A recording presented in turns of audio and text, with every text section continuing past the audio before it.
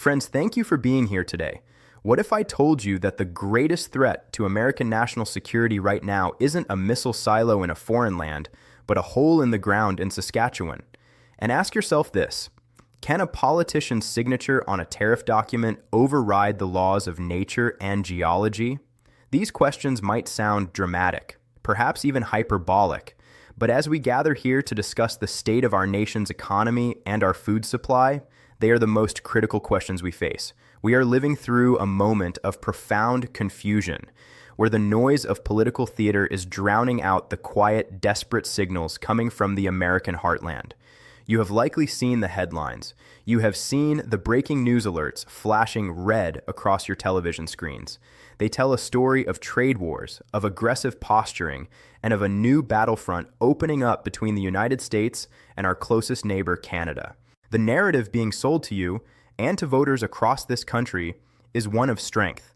It is a story of tough negotiation, where the United States flexes its muscles to demand better terms, to bring jobs home, and to put America first. It is a seductive story. It feels good to believe that we are the powerful ones, that we hold all the cards, and that if we simply shout loud enough, the rest of the world will fall into line. But I am here today to tell you that this story is a dangerous fiction. When we peel back the layers of rhetoric and look at the hard, cold facts beneath our feet, a very different reality emerges. We are not witnessing a display of leverage. We are witnessing a revelation of vulnerability. And the victim of this miscalculation will not be the Canadian government. It will be the American farmer and eventually every single one of us who walks into a grocery store.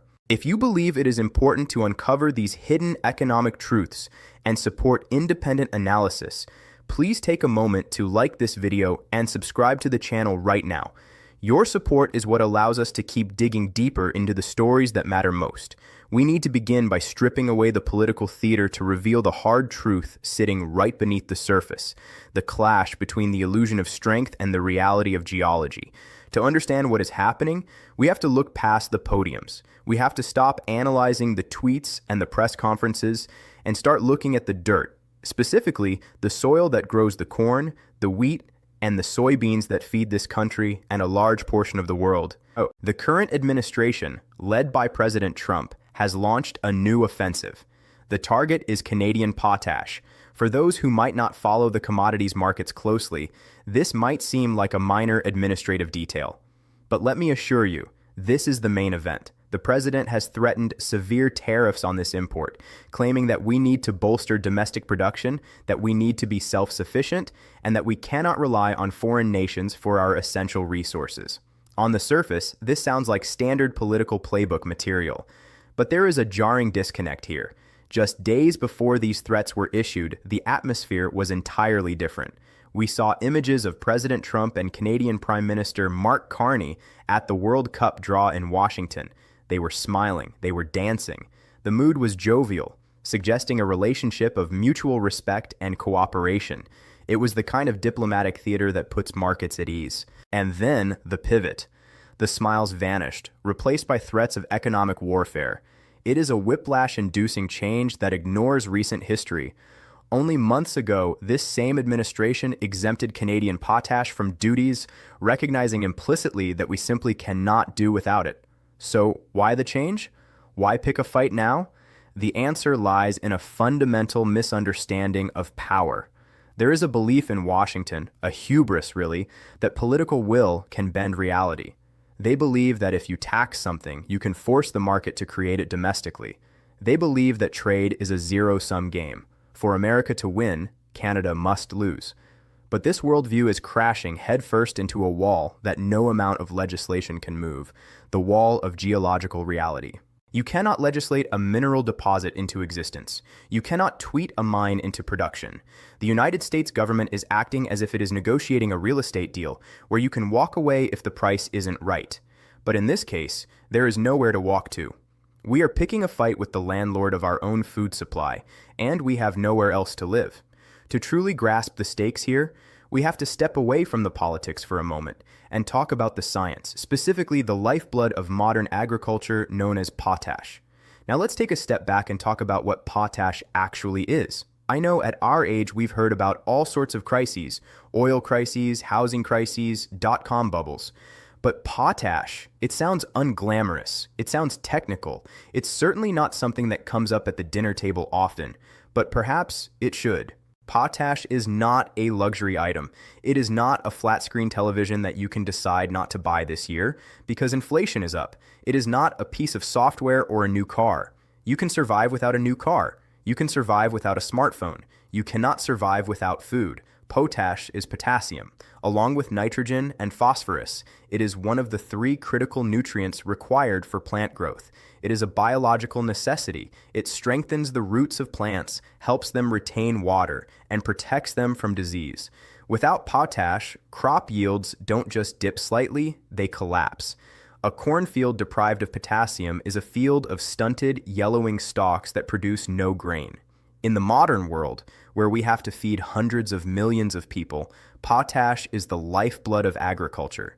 It is the fuel that powers the engine of our food system. So, where do we get this miracle mineral?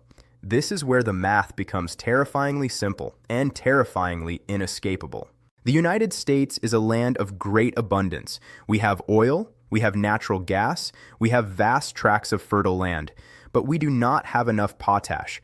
We import over 95% of our potash needs. Let that number sink in for a moment.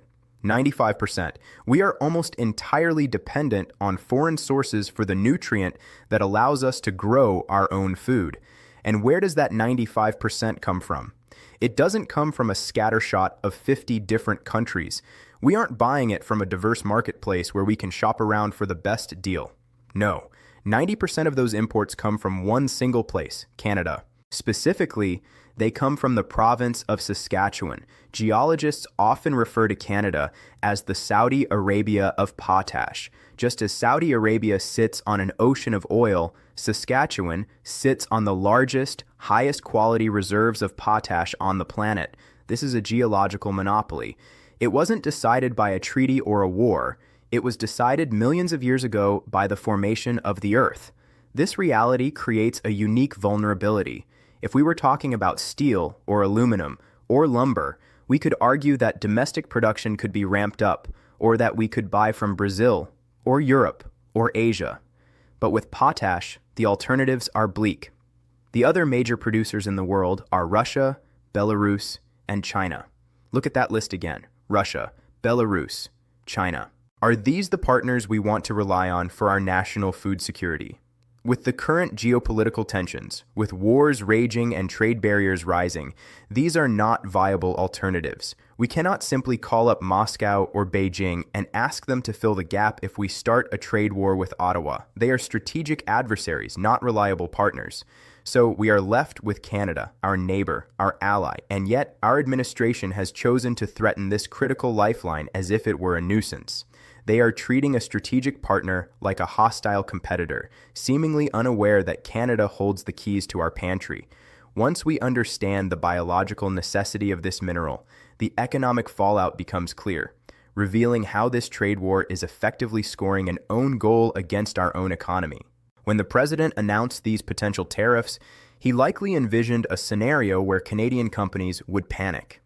He likely thought they would rush to the negotiating table, desperate to lower their prices or offer concessions on other trade disputes, perhaps dairy or softwood lumber, just to keep access to the American market. That is the dealmaker logic. Squeeze them until they break. But markets do not operate on political logic. They operate on fear and math. The reaction to the threat was instantaneous. The markets didn't wait for a bill to be passed through Congress. They didn't wait for the ink to dry on an executive order. The moment the words left the president's mouth, the price of potash surged. This is what economists call an uncertainty premium. When you introduce chaos into a stable supply chain, prices go up. It wasn't because there was suddenly less fertilizer in the world. The mines in Saskatchewan were still running. The trains were still moving. But the fear that the supply might be cut off or that it would become significantly more expensive caused traders and speculators to bid up the price. And this brings us to a concept that is crucial to understanding why this policy is such a disaster: inelastic demand. Now, I know that sounds like a term from an economics textbook that you'd want to close immediately, but stick with me because it explains exactly why you and I are going to pay the price for this. Elastic demand is like a vacation. If the price of plane tickets to Hawaii doubles, you say, well, honey, maybe we'll drive to the lake this year instead. You have a choice. You can walk away. Inelastic demand is like insulin for a diabetic. It doesn't matter if the price doubles, triples, or quadruples. You have to have it. You cannot choose not to buy it or you will die. Farming operates on inelastic demand. A farmer in Iowa staring out at thousands of acres of corn that need to be planted in the spring cannot look at the price of fertilizer and say, you know what, it's too expensive this year. I think I'll just skip the potassium. If he skips the potassium, he has no crop. If he has no crop, he cannot pay the bank loan on his tractor. If he cannot pay the loan, he loses the farm. It is that simple. The farmer has a gun to his head. He must buy the fertilizer regardless of the cost. So when the administration slaps a tariff on Canadian potash, who pays for it? The president would have you believe that Canada pays. He wants you to think that the Canadian government or the mining companies write a check to the U.S. Treasury. But that is a lie. That is not how tariffs work. The tariff is a tax paid by the importer, the American company bringing the fertilizer across the border. And because the farmer must have the product, the importer passes 100% of that tax directly to the farmer. The Canadian mining companies don't lower their prices to absorb the tax. Why would they? They have the product the world needs. They have the monopoly. They know the American farmer has nowhere else to go. So the price simply goes up. This policy, which is sold as protecting America, is actually a wealth transfer. It takes money out of the pockets of the productive economy, the farmers who grow our food, and transfers it to the speculative economy, the traders who profit from the price spikes, and ultimately, it strengthens the very foreign producers we are trying to hurt. The claim that we can do it here is the cruelest part of the deception. You cannot build a potash mine in a year. You cannot build one in 5 years. These are massive, capital-intensive operations that take a decade to bring online, provided you even have the ore in the ground, which, largely, we do not. To tell American farmers that they should just buy American when there is no American supply to buy is an insult to their intelligence and a threat to their livelihood. But economic theories are abstract until you look at who actually pays the price. So let's talk about the primary victim of this policy, the American farmer. Let's talk about the people on the front lines of this economic war. Let's talk about the American farmer. We often have a romanticized view of farming in this country. We think of the amber waves of grain, the stoic family working the land, the backbone of the republic. And they are all of that, but they are also business people operating in one of the most brutal, unforgiving financial environments on earth. Modern farming is a high-volume, razor-thin margin business. A farmer is essentially a gambler who bets against the weather and the global markets every single year. In the spring, they go to the bank. They borrow hundreds of thousands, sometimes millions of dollars, to buy seed, fuel, and fertilizer. They bury that money in the ground, hoping that the rains will come at the right time, that the pests will stay away, and that the harvest in the fall will be big enough to pay back the loan and leave a tiny sliver of profit to feed their families. They are operating on the edge. Now imagine hitting that fragile balance sheet with a 20% or 30% spike in the cost of fertilizer. For a corporate giant, maybe that's a line item adjustment. For a family farm, that is an existential threat. That is the difference between breaking even and going bankrupt.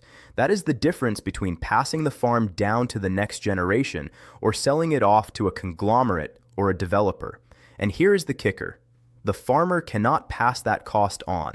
If a car manufacturer has to pay more for steel, they increase the sticker price of the car. If a restaurant has to pay more for beef, they rewrite the menu. But a farmer? A farmer is a price taker, not a price maker. The price of corn and wheat is set by the global market. It is set on the trading floors of Chicago and London. An individual farmer in Nebraska cannot call up the grain elevator and say, hey, my fertilizer cost me an extra $50,000 this year because of the trade war, so I need you to pay me an extra dollar per bushel. The market doesn't care. The market pays what it pays, so the farmer has to eat the loss. he has to absorb the cost of his own government's incompetence. This trade war is not striking at a foreign enemy. It is a precision strike on the American heartland. It is draining capital from rural communities that are already struggling. It is forcing consolidation, driving small families out of business, and handing the land over to massive agro-industrial complexes. And it is doing all of this in the name of patriotism. I want to pause here and ask you, what do you think about this strategy? Does it make sense to risk the livelihood of our farmers for a trade negotiation? Or do you see this as a necessary sacrifice? I would love to read your thoughts in the comments below, so please share your perspective. Now, while the situation here at home is tumultuous, we must turn our gaze northward to understand Canada's strategic position and the quiet leverage they hold. While Washington is loud, chaotic, and aggressive, let's look north to see how Canada is responding. You might expect them to be panicking. After all, the United States is their biggest customer. You might expect angry speeches, threats to shut off the oil pipelines, or dramatic displays of outrage. But that is not what we are seeing. Instead, we are seeing something much more formidable: quiet leverage. Prime Minister Mark Carney, a man who understands central banking and global finance better than almost anyone on the world stage, knows the score. He knows that in a screaming match, the loudest voice often loses. He understands the structural reality that the Trump administration seems to have missed. Carney and his government know that the United States needs Canada far more than Canada needs the United States in this specific sector. They hold the keys to the locked door of American food security. If the U.S. wants to tax potash, Canada can simply shrug and sell it to Brazil or India or the booming markets of Southeast Asia. The world needs fertilizer. The demand is global, but the U.S. cannot buy it from anyone else. This gives Canada a powerful, silent advantage. They don't need to bluster. They don't need to issue threats. They can simply wait. They can let the laws of economics do the fighting for them. They know that eventually, the pain in the American farm belt will become too great. They know that the senators from Iowa and Kansas and the Dakotas will eventually march into the Oval Office and demand an end to the madness. Canada is essentially practicing the martial art of Aikido, using the opponent's own aggression against them. By allowing the U.S. to drive up costs for its own farmers, Canada watches as American agriculture becomes less competitive globally. Furthermore, Canada is already battle-hardened. They are currently facing trade pressure from China, which has slapped duties on Canadian canola and pork. You might think this makes them weak, desperate for American friendship, but in reality, it highlights their resilience. They are navigating a hostile world by diversifying, by strengthening other relationships, and by standing firm on their resources. The betrayal by the U.S., their supposed ally, stings, certainly, but it also clarifies the board. It proves that Canada must look out for itself, and it has the geological wealth to do so. We are witnessing a masterclass in contrast. On one side, the U.S. creates chaos, disrupts its own supply chains, and harms its own citizens for the sake of a soundbite. On the other side, Canada maintains stability, leverages its natural advantages, and quietly prepares for the U.S. to fold. Beyond the immediate economic pain, there is a darker geopolitical dimension to this crisis that we ignore at our peril, a dimension that hands a victory to our adversaries without a single shot being fired. When we look at the map of the world, we often take the stability of North America for granted. For generations, the United States and Canada have functioned not just as allies, but as a single integrated economic fortress. We are the breadbasket of the world. Together, our agricultural output is the envy of every other nation. This continental unity has been the bedrock of our national security, ensuring that no matter what chaos engulfs Europe or Asia, we here in North America can feed ourselves and fuel our own industries. However, by declaring an economic war on our closest partner, the administration is effectively dismantling this fortress from the inside. And who is watching this with glee? It is not our friends in London or Paris. It is our competitors in Moscow and Minsk. Remember the other major players in the potash game, Russia and Belarus. Together, they control about 40% of the global market. For years, Western sanctions and geopolitical tensions have made their supply volatile and morally problematic for many buyers. Canada has stood as the reliable, ethical alternative, the democratic superpower of fertilizer. By attacking Canadian supply, the United States is doing the unthinkable. We are inadvertently validating the strategic importance of our adversaries. If the North American market fractures, if the seamless flow of goods between our two nations is broken by tariffs and trade barriers, the global market absorbs the shock. Prices rise everywhere. And when global commodity prices rise, who benefits? The producers. By driving up the cost of fertilizer through artificial chaos, we are effectively padding the bank accounts of Russian oligarchs and Belarusian state-owned enterprises. We are making their resources more valuable. We are giving them more leverage over the developing nations in Africa, South America, and Asia that are desperate for fertilizer to feed their growing populations. Furthermore, we are forcing Canada to make a strategic pivot that could haunt us for decades. Until now, the United States has been Canada's customer of first resort. The infrastructure of the prairies, the rail lines, the pipelines, the logistics hubs is largely oriented north-south. It is built to serve us, but money goes where it is treated best. If the United States proves to be a hostile and unreliable partner, Canada has no choice but to look elsewhere. We are already seeing the early signs of this. There is a growing push in Canada to build out the infrastructure necessary to ship commodities west, across the Pacific to China, India, and the emerging economies of Southeast Asia, or east to Brazil and Europe. Once those rail lines are upgraded, once those port terminals in Vancouver and Prince Rupert are expanded to handle massive increases in potash exports, the flow of resources changes permanently. Infrastructure is destiny. If Canada reorients its supply chains to serve the global market rather than the American market, we lose our preferred status. We lose the security of having a critical resource right next door that is dedicated to our needs. In 10 years, when another crisis hits, we may find that the Canadian potash we need is already contracted to a buyer in Shanghai or Mumbai. We will have to get in line and pay the global premium just like everyone else. This is the geopolitical tragedy of the current policy. In an effort to look tough and independent, we are actually driving our most strategic ally into the arms of the global market, reducing our own security and leaving us more isolated. We are trading the certainty of a handshake with a neighbor for the volatility of the open ocean. It is a strategic, unforced error of historic proportions, one that weakens the entire North American bloc while emboldening those who wish to see us fail. We are not just burning a bridge, we are dynamiting the foundation of our own house. As we reach the end of our discussion, it brings us to a final, sobering conclusion about the hubris of power.